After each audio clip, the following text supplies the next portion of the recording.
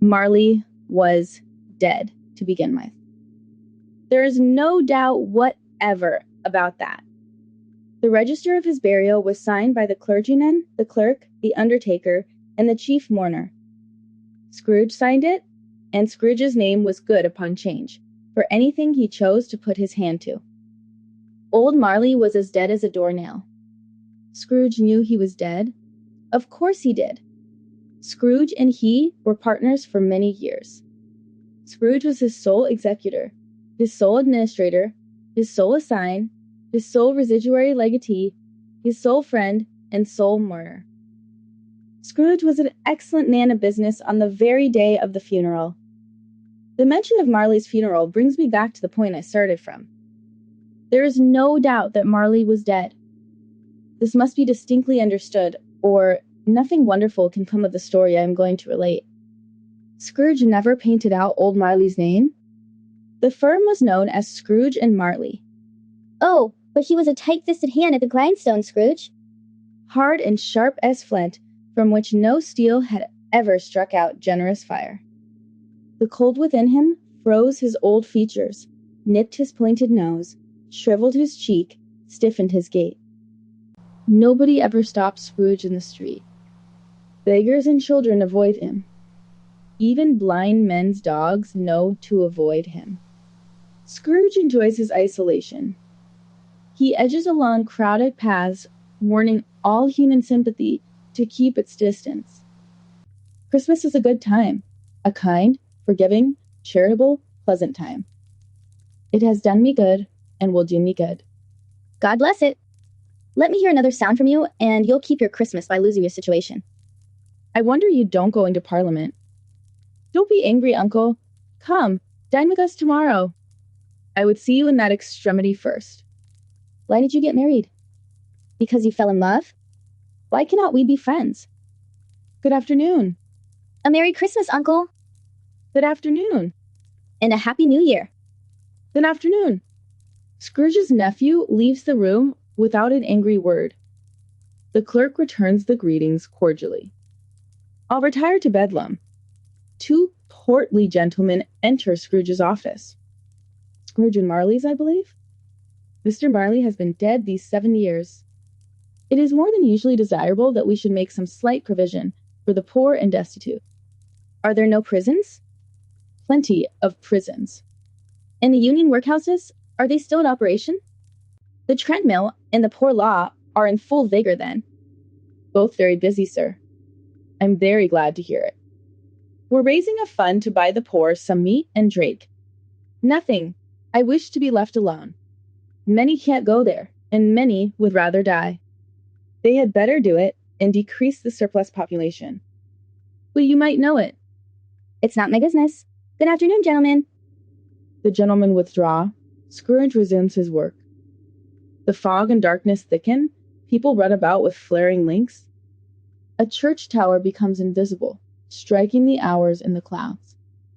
Laborers repair gas pipes, gathering around a brazier. Shops with holly sprigs and berries make faces ruddy. The Lord Mayor orders a grand Christmas feast. A little tailor stirs up tomorrow's pudding in his garret. A boy sings a Christmas carol at Scrooge's keyhole. Scrooge seizes a ruler, scaring the boy away. You'll want all day tomorrow, I suppose? If quite convenient, sir. It's not convenient, and it's not fair. You'd think yourself ill-used if I stopped half a crown. Smiles faintly. You don't think me ill-used when I pay a day's wages for no work. It's only once a year. A poor excuse for picking a man's pocket every Christmas. But I suppose you must have the whole day. Be here all the earlier next morning. I will, sir. The sound resounded through the house like thunder. Scrooge walked across the hall and up the stairs, slowly. Scrooge checked his rooms to ensure all was right. He found everything in order, including his gruel on the hob. Scrooge double-locked his door, a rare occurrence. He sat down before the fire to take his gruel. The fireplace was old, with quaint Dutch tiles. Scrooge's thoughts were consumed by Marley's face. Humbug! Scrooge saw a bell begin to swing softly, then loudly. Every bell in the house rang out loudly. A clanking noise echoed from the cellar like a chain. The noise moved up the stairs towards Scrooge's door. It's humbug still. I won't believe it. The flame leaps up as Marley's ghost enters the room. How now? What do you want with me? Much? Who are you? Ask me who I was. Who were you then? You're particular for a shade. In life, I was your partner, Jacob Marley. Can you sit down? I can. Do it then. You don't believe in me. I don't. What evidence would you have of my reality? You may be an undigested bit of beef, a blot of mustard. Scrooge tries to distract himself from his terror. You see this toothpick? I do. Humbug, I tell you. The ghost raises a frightful cry and shakes its chain. Mercy, dreadful apparition, why do you trouble me? Man of the worldly mind, do you believe in me or not? I do, I must. But why do spirits walk the earth? It is required of every man that the spirit within him should walk abroad. If that spirit goes not forth in life, it is condemned to do so after death. You are fettered. Tell me why. I wear the chain I forged in life. I made it link by link. Jacob, tell me more. Speak comfort to me, Jacob. I have none to give. It comes from other region. My spirit never walked beyond our counting house in life. You must have been very slow about it, Jacob. 7 years dead and traveling all the time. You travel fast? On the wings of the wind? You might have got over a great quantity of Ground in 7 years. Not to know that any Christian spirit working kindly will find its mortal life too short. But you are always a good man of business, Jacob. Mankind was my business. Charity, mercy, forbearance, and benevolence were all my business. At this time of the rolling year, I suffer most. Why did I walk through crowds with my eyes turned down? Were there no poor homes to which its light would have conducted me? Scrooge begins to quake exceedingly. Hear me, my time is nearly gone. I will, but don't be hard upon me. I have sat invisible beside you many a day. Scrooge shivers and wipes the perspiration from his brow. I am here to warn you that you have a chance and hope of escaping my fate. You are always a good friend to me. You will be haunted by 3 spirits. Is that the chance and hope you mentioned, Jacob? It is? I think I'd rather not. Without their visits, you cannot hope to shun the path I tread. Expect the first tomorrow when the bell tolls 1. Couldn't I take them all at once, Jacob? Look that, for your own sake, you remember what has passed between us. Scrooge closes the window and examines the door. Scrooge tries to say, humbug, but stops. Scrooge goes to bed without undressing and falls asleep instantly. Scrooge wakes up to complete darkness. It's past 2 when I went to bed. The clock must be wrong. Scrooge scrambles out of bed and goes to the window. It's still very foggy and extremely cold. Scrooge goes back to bed, thinking and perplexed. Marley's ghost bothers Scrooge exceedingly. Was it a dream or not? Scrooge resolves to stay awake until the bell tolls 1. A quarter past, half past, a quarter to it. The hour itself, and nothing else. The hour bell sounds and light flashes up in the room. The curtains of Scrooge's bed are drawn aside by an unseen hand. Scrooge sees a strange figure, like a child and an old man. The figure has white hair, a youthful face, and a glowing aura. Are you the spirit, sir, whose coming was foretold to me? I am. Who and what are you? I am the ghost of Christmas past. Your past? Yes, your past. Please cover your light. Would you put out the light I give? No, I did not mean to offend. What business brings you here? Your welfare and reclination. I would prefer a night of rest. Take heed. Rise and walk with me. I am a mortal. I cannot walk outside. There my touch, and you shall be upheld. Your lip is trembling. What is that on your cheek? It's a pimple. Lead me where you will. You recollect the way? I could walk it blindfold. Strange to have forgotten it for so many years. They walk along a familiar road, Scrooge recognizing every landmark. A market town appears in the distance, bustling with life. These are but shadows of the things that have been. Boys on ponies and in carts shout Merry Christmas to each other. The school is not quite deserted. They approach a large, dilapidated mansion. Inside, the house is cold and poorly furnished. Scrooge sees a lonely boy reading by a feeble fire. Scrooge weeps, remembering his forgotten self. The ghost touches Scrooge's arm, pointing to his younger self. A man in foreign garments appears outside the window, leading an ass laden with wood. Why, it's Ali Baba. It's dear old honest Ali Baba. Yes, yes, I know. Poor boy, and Valentine, and his wild brother Orson. There's the parrot, green body, and yellow tail. Poor Robin Crusoe, he called him. There goes Friday, running for his life. Poor boy. I wish, but it's too late now. What is the matter? There was a boy singing a Christmas carol at my door last night. Let us see another Christmas. Scrooge's former self grows larger. The room becomes darker and dirtier. Scrooge looks at the ghost, glancing anxiously towards the door. I have come to bring you home, dear brother. Home for good and all. Home for ever and ever. Father is so much kinder than he used to be. You're to be a man and are never to come back here. You are quite a woman, little fan. A terrible voice cries, "Bring down Master Scrooge's box."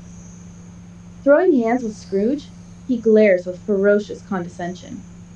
The schoolmaster conveys the children to a shivering best parlor. Here, he offers them wine and cake. The children bid the schoolmaster goodbye and drive away. Always a delicate creature, whom a breath might have withered. You're right, I will not gainsay it, Spirit. She died a woman and had children. One child, your nephew. Yes. They arrive in a busy city street at Christmas time. Do you know this warehouse door? I was apprenticed here. They enter the warehouse. Scrooge sees old Fezziwig. It's old Fezziwig. Bless his heart. It's Fezziwig alive again. Yo ho there, Ebenezer, Dick, no more work tonight. Fezziwig calls for the shutters to be up. Let's have the shutters up before a man can say Jack Robinson. A fiddler enters, tunes his instrument. Mrs. Fezziwig arrives, smiling broadly. The Fezziwig daughters and their admirers enter. Employees and guests fill the room. Everyone starts dancing, moving in and out of pairs. Well done. The fiddler takes a break, then starts playing again. More dances and games follow, with cake and drinks. The fiddler plays Sir Roger de Coverley. Old Fezziwig and Mrs. Fezziwig dance together. They perform intricate dance moves with grace. The clock strikes 11, ending the festivities. Mr. and Mrs. Fezziwig bid everyone a Merry Christmas. Scrooge watches, deeply moved by the scene. Scrooge becomes aware of the ghost watching him. A small matter to make these folks so grateful. Small. Listen to the apprentices. Is it not? He has spent but a few pounds. It isn't that, Spirit. He has the power to render us happy or unhappy. The happiness he gives is quite as great as if it cost a fortune. What is the matter? Nothing particular. Something, I think. I should like to say a word or two to my clerk. Scrooge's former self turns down the lamps. My time grows short. Quick. I would gladly think otherwise if I could. Heaven knows, when I have learned a truth like this, I know how strong and irresistible it must be. But if you were free, can I believe you would choose me? You who weigh everything by gain. Choosing me, your repentance and regret would follow. I do, and I release you, with a full heart. You may have pain and miss. A brief time, and you will dismiss it. May you be happy in the life you have chosen. She leaves him, and they part. Spirit, Show me no more. Conduct me home. Why do you delight to torture me? One shadow more. No more. I don't wish to see it. The ghost pinions him and forces him to observe. A knocking at the door is heard. Children rush to the door, laughing and excited. Mr. Cratchit enters with Christmas presents. Children swarm him, eager to get their presents. The baby is caught with a doll's frying pan in his mouth. Relief as the baby is found safe. Children and parents joyfully open presents. Children gradually leave the room, heading to bed. Belle, I saw an old friend of yours today. Who was it? Guess. How can I, Mr. Scrooge? Yes, Mr. Scrooge. He was alone in his office. I hear his partner is dying. Spirit, remove me from this place. These are shadows of things that have been. Remove me. I cannot bear it. Scrooge wrestles with the ghost, trying to extinguish its light. Scrooge presses the extinguisher down, but the light persists. Scrooge falls into a heavy sleep in his own bedroom. Scrooge wakes up from a loud snore. He feels the bell strike 1. I'm ready for whatever comes next. Scrooge prepares for a strange appearance. The bell strikes 1, but nothing appears. Scrooge trembles in fear. He notices light coming from the adjoining room. Scrooge gets up and shuffles to the door. Enter, Scrooge. Know me better. Scrooge enters a transformed room. The room is filled with festive decorations and food. Come in. Know me better, man. Scrooge enters timidly, avoiding the spirit's eyes. I am the ghost of Christmas present. Look upon me. Scrooge reverently looks at the spirit. You have never seen the like of me before. Never. Have you walked with my brothers? I don't think I have. Have you had many brothers, Spirit? More than 1,800. A tremendous family to provide for. The ghost of Christmas present rises. Spirit, conduct me where you will. Touch my robe. Scrooge touches the robe and holds it fast. The room and its contents vanish. They stand in the city streets on Christmas morning. People shovel snow from rooftops, laughing and throwing snowballs. Poultry shops are half open. Fruiterers' shops are radiant. Chestnuts, onions, pears, apples, grapes, and filberts are displayed. Gold and silver fish swim in a bowl, appearing excited. The grocery shop is nearly closed, but bustling with activity. Customers hurry, eager for Christmas. People in their best clothes head to church. Poor revelers carry dinners to bakers' shops. It's a shame to quarrel on Christmas Day. It's a shame to quarrel on Christmas Day. The spirit sprinkles incense on dinners from his torch. The spirit sheds drops of water to restore good humor. Is there a peculiar flavor in what you sprinkle from your torch? There is, my own. Would it apply to any kind of dinner on this day? To any kindly given, to a poor one most. Why to a poor one most? Because it needs it most. Spirit, I wonder you desire to cramp these people's opportunities. You would deprive them of their means of dining. You seek to close these places on the 7th day? I seek, forgive me if I am wrong. There are some who do their deeds in our name. They move invisibly into the suburbs. The ghost's gigantic size adapts to any place with ease. The ghost leads Scrooge to Bob Cratchit's dwelling. The ghost blesses Bob Cratchit's 4-roomed house with his torch. Mrs. Cratchit and her children prepare the Christmas dinner. What has ever got your precious father, then? Here's Martha. Mother. Bless your heart alive, my dear. How late you are. We had a deal of work to finish last night. Sit ye down before the fire, my dear. Hi, Martha. Hi. Why, where's our Martha? Not coming upon Christmas Day. I'm sorry, Father. I didn't mean to disappoint you. And how did little Tim behave? As good as gold and better. He told me he hoped people saw him in church. He said it might be pleasant to remember who made lame beggars walk. Tiny Tim enters, escorted by his siblings. Bob prepares a hot mixture in a jug. The children fetch the goose, returning in high procession. The family bustles about, setting the table and preparing the meal. Grace is said. A breathless pause ensues. Mrs. Cratchit plunges the carving knife into the goose. A murmur of delight arises as the stuffing gushes forth. Hurrah! There never was such a goose. I didn't believe there ever was such a goose cooked. We haven't eaten it all at last. Mrs. Cratchit leaves the room to bring in the pudding. What if it's not done enough? What if someone stole it? Mrs. Cratchit returns with a steaming, flaming pudding. A wonderful pudding, the greatest success since our marriage. I had my doubts about the quantity of flour. The family gathers around the hearth, enjoying the after-dinner treats. A Merry Christmas to us all, my dears. God bless us. God bless us, everyone. God bless us, everyone.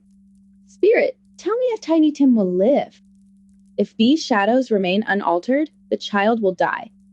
Oh no, kind spirit, say he will be spared. If he be like to die, he had better do it. I am overcome with penitence and grief. Scrooge bends before the ghost's rebuke, trembling. Mr. Scrooge!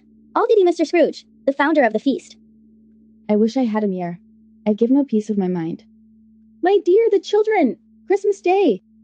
It should be Christmas Day to drink his health. You know he is, Robert. Nobody knows it better than you. My dear Christmas Day. I'll drink his health for your sake and the day's. The children drink the toast, Tiny Tim last, with no enthusiasm.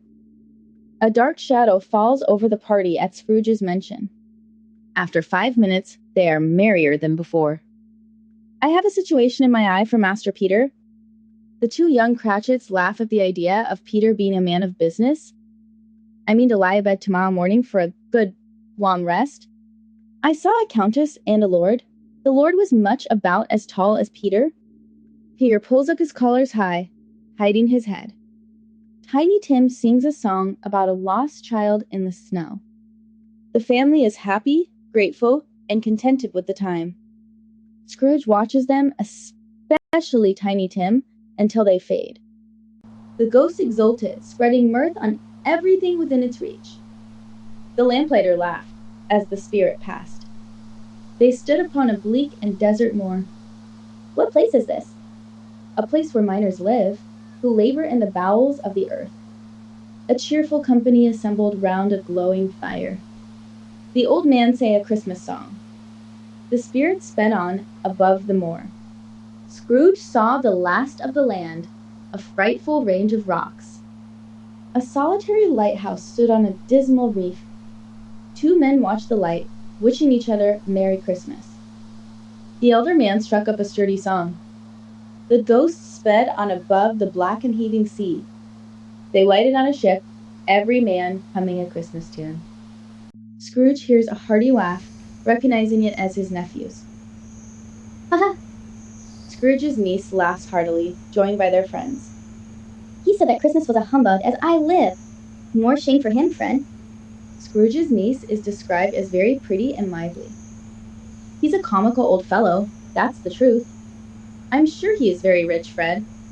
His wealth is of no use to him. I have no patience with him. I am sorry for him. I couldn't be angry with him.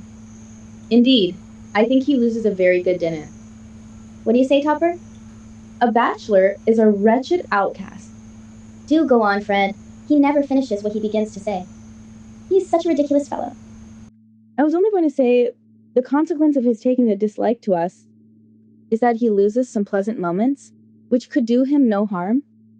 He loses pleasanter companions than he can find in his own thoughts. I mean, to give him the same chance every year, whether he likes it or not. If it only puts him in the vein to leave his poor clerk £50, that's something. They laugh at the notion of shaking Scrooge. He encourages them in their merriment and passes the bottle joyously. After tea, they have some music. The family sings a glee or catch. Scrooge's niece plays a simple little air on the harp. Scrooge thinks if he could have listened to it often, He might have cultivated kindness. They play at forfeits and blind man's buff. Topper pretends to be blind, chasing after the plump sister. It isn't fair. He always knows where I am. When he catches her, he pretends not to know her, touching her headdress and ring. She tells him her opinion of it behind the curtains. Scrooge's niece sits comfortably, playing games with the group. Scrooge joins in, forgetting his voice is silent to them. Here is a new game, Spirit. 1/2 hour, only one. The game Yes and No begins. Nephew thinks of an animal. It's a live animal, rather disagreeable. It's savage, growls, grunts, and talks. It lives in London and walks the streets. I have found it out. I know what it is, Fred. What is it? It's your Uncle Scro. Oh. He has given us plenty of merriment. Here's to Uncle Scrooge. A Merry Christmas and a Happy New Year. Scrooge becomes gay and light of heart, but the scene fades. Scrooge notices the ghost's hair is gray. Are spirits' lives so short? My life upon this globe is very brief. It ends tonight at midnight. Tonight. The chimes ring 11:15. Forgive me, but I see something strange protruding from your skirts. It might be a claw, for the flesh there is upon it. Look here. The ghost reveals 2 wretched children. Look, Damier. The children are hideous and miserable. Spirit, are they yours? They are man's. This boy is ignorance. This girl is want. Beware them both, and most of all, beware this boy. Have they no refuge or resource? Are there no prisons? Are there no workhouses? The spirit inclines its head, then pauses. Scrooge's legs tremble as he prepares to follow. Ghost of the future, I fear you more than any specter. But as I know your purpose is to do me good, I am prepared. Will you not speak to me? The spirit gives no reply, hand pointing straight ahead. Lead on. The night is waning fast, and it is precious time to me. The phantom moves away. Scrooge follows in its shadow. Scrooge looks around for his own image. He sees another man in his place. Scrooge realizes he's contemplating a change in life. The phantom's hand seems to be observing him keenly. Scrooge shudders, feeling very cold. They leave the busy scene and enter a grimy, narrow alley. The streets are filled with poverty and filth. They enter a low-browed beetling shop. An old man sits among piles of junk, smoking his pipe. A woman with a heavy bundle enters the shop. Another woman and a man in faded black follow. They all burst into laughter upon seeing each other. Let the charwoman be the first. Let the laundress be the second. Let the undertaker's man be the third. You couldn't have met in a better place. Come into the parlor. You were made free of it long ago. The old man rakes the fire with an old stair rod. He trims his smoky lamp and puts his pipe in his mouth. What odds then, Mrs. Dilber? Every person has a right to take care of themselves. That's true, indeed. No man more so. Why then, don't stand staring as if you were afraid, woman. We should hope not. Who's the worse for the loss of a few things like these? Not a dead man, I suppose. If he wanted to keep him after he was dead, a wicked old screw. It's the truest word that ever was spoke. I wish it was a little heavier judgment. Open that bundle, old Joe, and let me know the value of it. The man in faded black produces his plunder, a seal, pencil case, sleeve buttons, and a brooch. That's your account, and I wouldn't give another 6pence. Who's next? I always give too much to ladies. It's a weakness of mine. I certainly shan't hold my hand when I can get anything in it. You were born to make your fortune, and you'll certainly do it. I hope he didn't die of anything catching. Don't be afraid. I wouldn't loiter for him. You won't find a hole in it. It's the best he had. What do you call wasting of it? Putting it on him to be buried in. Calico's good enough for burial. He frightened everyone away when he was alive. Spirit, I see. This could be my own case. Scrooge recoils in terror as the scene changes. Scrooge sees a bare, uncurtained bed with a covered body. The room is dark, but a pale light falls on the bed. Scrooge longs to lift the cover, but has no power. Scrooge thinks of the man's good deeds springing from the wound. Scrooge wonders what the man's foremost thoughts would be. A cat tears at the door, and rats gnaw beneath the hearth. Spirit, this is a fearful place. I shall not leave its lesson. I would do it if I could, but I have not the power. Show me anyone who feels emotion caused by this man's death. The phantom reveals a room with a mother and her children. The mother paces anxiously, glancing at the clock. The long-expected knock is heard. Is it good or bad? That. We are quite ruined? No, there is hope yet, Caroline. If he relents, there is hope. He is past relenting. He is dead. I am thankful in my soul to hear it. We may sleep tonight with light hearts. The children's faces brighten. The house feels happier. Bob Cratchit enters, greeted by his family. Your tea is ready, Bob. Don't mind it, Father. Don't be grieved. You went today, then, Robert? It would have done you good to see how green a place it is. My little child. Bob goes upstairs to Tiny Tim's room.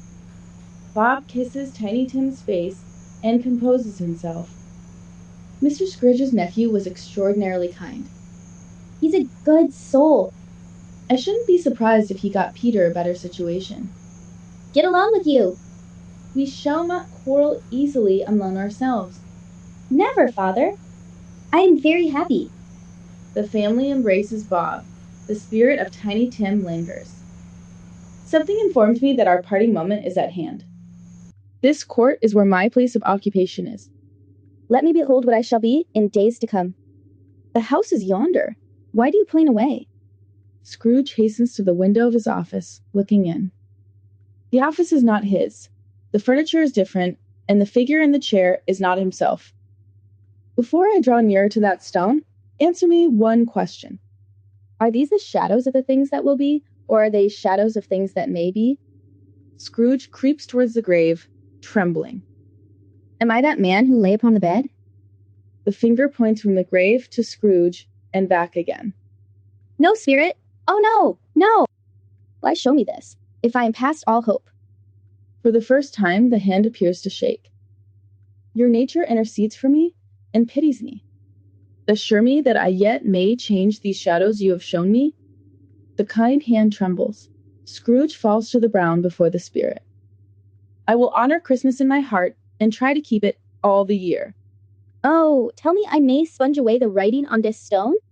Scrooge sobs violently, his face wet with tears. They are not torn down, rings and all. They are here. The shadows of the things that would have been may be dispelled. I don't know what to do. I am as light as a feather. I am as happy as an angel. I am as merry as a schoolboy. A Merry Christmas to everybody. A Happy New Year to all the world. Hello, year. Whoop. Hello. There's the saucepan that the gruel was in. It's all true. It all happened. I don't know what day of the month it is. I don't know anything. Hello. Whoop. Hello, year. What's today, my fine fellow? Today? Why, Christmas Day. It's Christmas Day. I haven't missed it. Do you know the poulterers in the next street but one at the corner? I should hope I did. Go and buy it and tell him to bring it here. Walk R. I am in earnest. Go and buy it, and I'll give you a shilling. Scrooge writes an address with a shaking hand. I shall love it, as long as I live. What an honest expression it has in its face. Here's the turkey. Hello. Whoop. Merry Christmas. It's impossible to carry that to Camden Town. You must have a cab. Scrooge chuckles repeatedly, overwhelmed with joy. Scrooge struggles to shave, his hands still shaking. Scrooge dresses in his best clothes and steps out into the bustling streets. Good morning, sir. A Merry Christmas to you. Of all the blithe sounds, those were the blithest in my ears. Scrooge turns the doorknob gently and peeks inside. Fred and his family are admiring the table setting. Fred, Dear heart alive, who's that? It's I, your Uncle Scrooge. I have come to dinner. Will you let me in, Fred?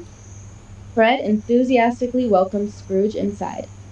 Scrooge is warmly received by Fred's family. They enjoy a wonderful evening together, creating works from print editions not protected by U.S. copyright law.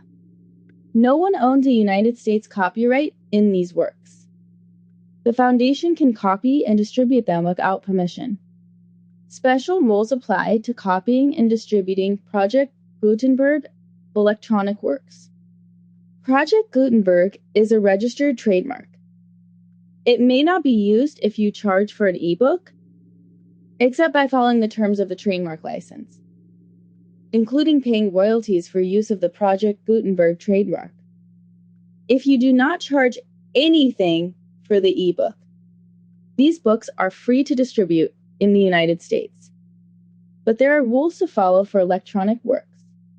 The trademark must be respected. Royalties are due if you use the Project Gutenberg name. Ensure you understand the terms before proceeding.